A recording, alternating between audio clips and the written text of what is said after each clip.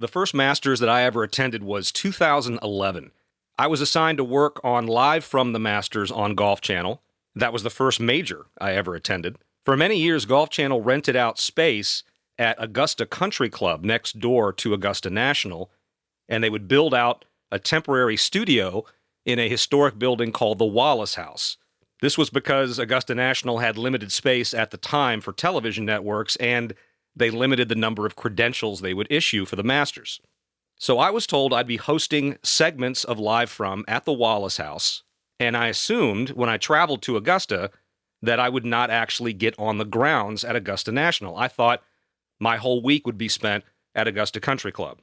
Let me tell you, there is no better surprise than arriving in Augusta and finding out that you have a credential for the Masters for the week. It is a credential that I still have.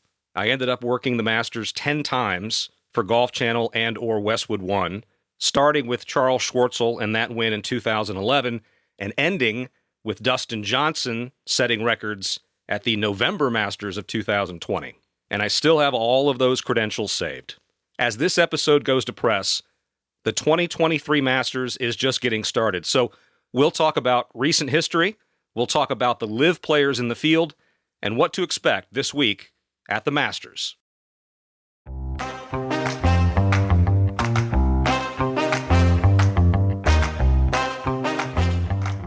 My name is Whit Watson, and this is Media Credentials. I'm a sports announcer who's worked a lot of places. This podcast will peel back the layers of sports media and show you how the sausage gets made. Through interviews with industry pros and my own experience, you'll understand why you're seeing what you're seeing and who's responsible for it. Your media credentials have been approved.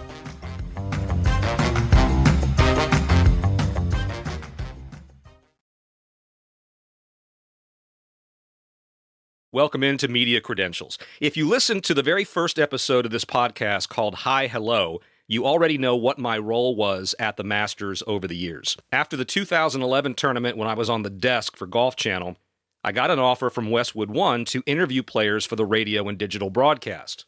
By that point, I had moved out of the studio for Golf Channel and was calling tournaments, so Masters Week was an open date for me, and Golf Channel very graciously allowed me to freelance that week. And in fact, I think they were happy to have me on the grounds without my credential counting against their allotment. So I did double dip a few times between TV and radio.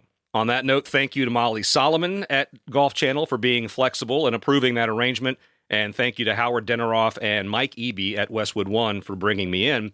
And the big timer, Charlie Reimer, who first floated my name to Westwood One when that vacancy came up. Charlie was the color commentator alongside Bob Papa on the Westwood One broadcast for many years. This year, the audio broadcast of the tournament is on Sirius XM with Mike Tirico calling play-by-play. Steve Melnick and Rocco Mediate are lead analysts. Sirius XM is sending about 20 announcers to Augusta this week, so you're in good hands if you want to listen. And if you've never listened to golf on the radio, you really should. It's a unique challenge to broadcast golf without visuals. I did some play-by-play commentary during the 2020 tournament when Dustin Johnson won. Because the event had been pushed back to November during the pandemic, there were a few people in the Westwood One stable who had conflicts, specifically with the NFL. Bob Papa, for example, is the radio voice of the New York Giants. So Mike Eby, the lead producer, the executive producer for Westwood One on site, asked, would I call some holes? And the answer is always say yes. It's different from television in so many ways. When you're calling golf on TV, you're in a booth and you're calling it off of a monitor, and the viewer is seeing what you see. So less is more. You don't have to walk them through every aspect of the shot. They can see it too. When you're doing it on radio, they can't see anything. So you have to be their eyes. And it seems like excruciating detail, but you have to do it. You have to talk about things like what color shirt he's wearing, what color hat he's wearing, what is the wind doing, what's going on in the background. Is he taking a practice swing? He sets the putter behind the ball, takes a last look, and sends it. And PGA Tour Radio does this every week during the PGA Tour season. If you've never listened to golf on the radio, I highly recommend it. So let's get to the 2023 Masters. Heading into this week, there were 3 players who separated themselves from the field in terms of the odds makers and the prognosticators. Scottie Scheffler, Rory McIlroy, and Jon Rahm. Let's start with reasons why any one of those 3 might not win it. Scheffler, arguably the hottest player in the world right now. He won the Players, won in Phoenix. In his last 9 starts, his worst finish is 12th. And in that span, he has 7 top 10s and 5 top 5s. So he's a lock, right? The Masters started in 1934. It's been played 86 times with a 3-year gap during World War II. Do you know how many players have gone back-to-back as Masters champions? 3. Jack Nicklaus, 65 and 66, Nick Faldo, 89, 90, and Tiger, 2001, 2002. There are plenty of multiple winners who won in a tight pattern. Arnold Palmer won his 4 green jackets in a 7-year span. Phil Mickelson won his 3 in a 7-year span. Most recently, Bubba Watson won in 2012 and 2014 with a tie for 50th in between. Going back-to-back at the Masters simply doesn't happen. Can Scheffler win it? Obviously, but history and the golf gods are against it. McIlroy. I mentioned the 2011 Masters as being the first one that I attended when Schwartzel birdied his last 4 holes to win by 2 shots over Jason Day and Adam Scott. What I didn't mention was the thing that everybody remembers about that tournament, which is not Schwartzel winning, but McIlroy losing. He was leading at the turn, went triple bogey, bogey, double bogey on 10, 11, and 12, and then made bogey at the par 5 15th just for fun. He ends up shooting 7 over on Sunday, all starting with a tee shot on 10 that went to a place that not even members have seen, arguably the worst tee shot under pressure in major championship history. Now, I know this is 12 years old, and I know that Rory went on to win 4 majors after that, which is a testament to him, but I also believe the green jacket has become a crusade for McIlroy, and I wonder how that's going to impact his play this week. Nobody has more pressure to win this week than McIlroy, a generational talent who has not won a major since 2014. Jon Rahm, calendar year 2023, 3 wins, 2 other top 10s, a 39th at Bay Hill, and a nothing burger at the match play, and he WD'd at the Players. First on tour in strokes gained total, 4th in strokes gained approach, 12th in strokes gained putting, 27th at the Masters last year, but his results the 4 years prior to 2022, 5th, 7th, 9th, 4th. I'll repeat that. 5th, 7th, 9th, 4th. So how do you take anybody instead of Rahm? The question becomes, do you trust him? Do you think he can maintain a lead at the Masters? In 2021, he shot even par for 3 days, then shot 66 in the final round, backdoor top 10.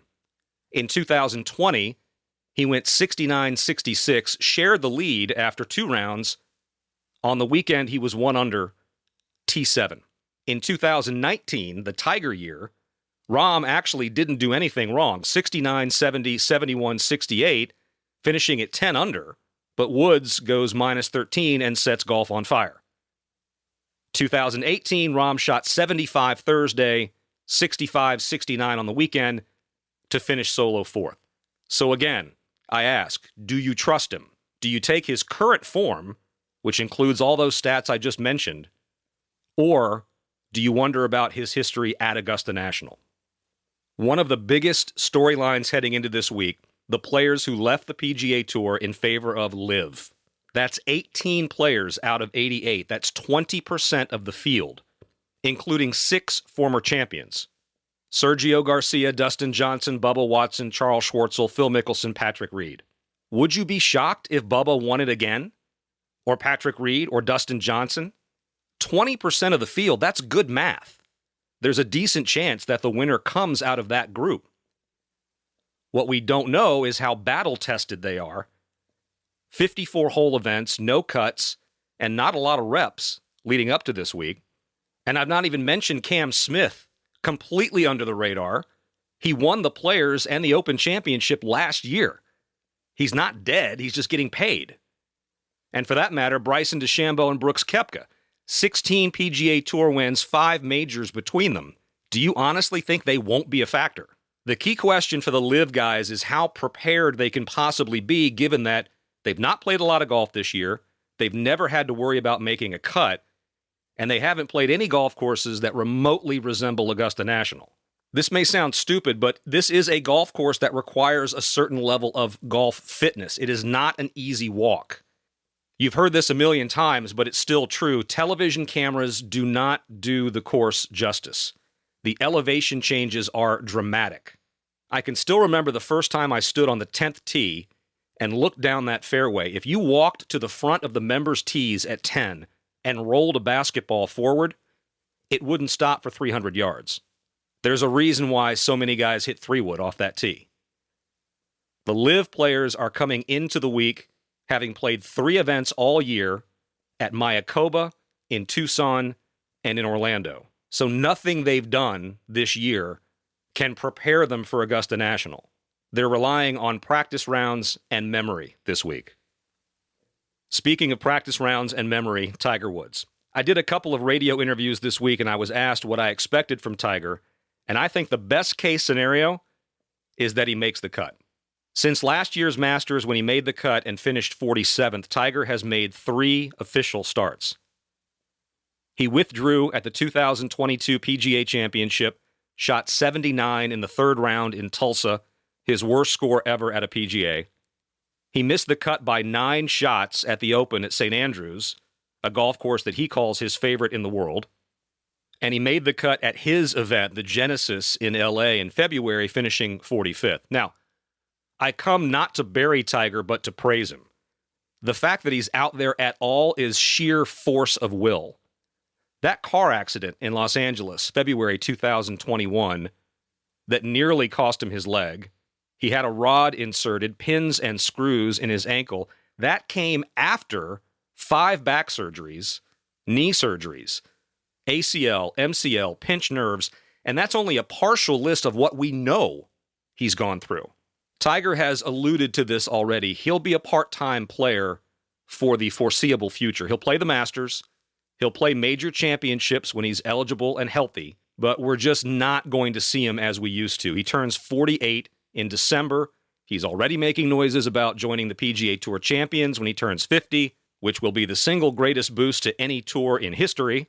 I think he makes the cut this week based on motor memory alone. We'll come back in a second with sleepers and a pick to win.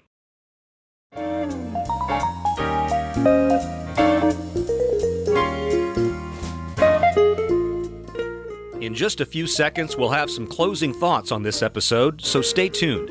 If you're enjoying it so far, please consider subscribing or sharing and leave a review. Let me know what you'd like to hear in the future on Media Credentials.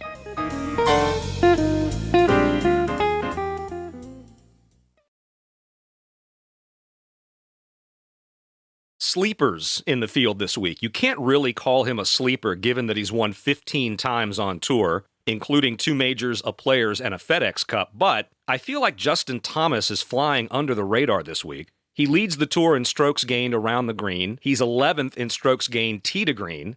Where people might be shying away from him is on the green, where he's 147th on tour in strokes gained putting. I'm willing to overlook that, given his mettle and his track record on big stages. It's a sheer gut feeling pick, but doesn't it just make sense to see Justin Thomas in a green jacket? All he needs is one good week with the putter. Now, if you really want to go off the board, take a look at Kurt Kitayama. He won the Arnold Palmer Invitational at Bay Hill, a brutal golf course. MC hammered at the Players, but came back and finished 5th at the match play. He's a 30-year-old grinder who's played all over the world. When he got to college at UNLV, he was nicknamed The Project because his game needed so much work.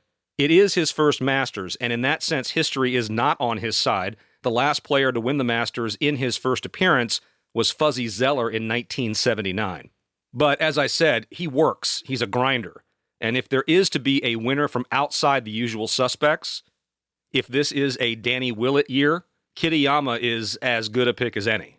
Finally, who wins?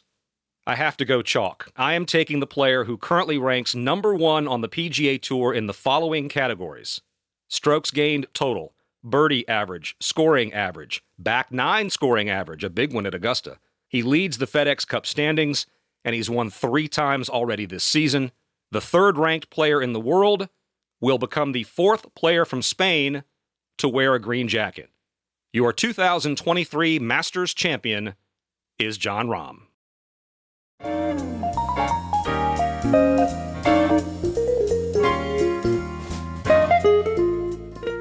Thanks again for listening to Media Credentials. For examples of my work, including video and audio clips, a blog, and my contact page, check out whitwatson.com.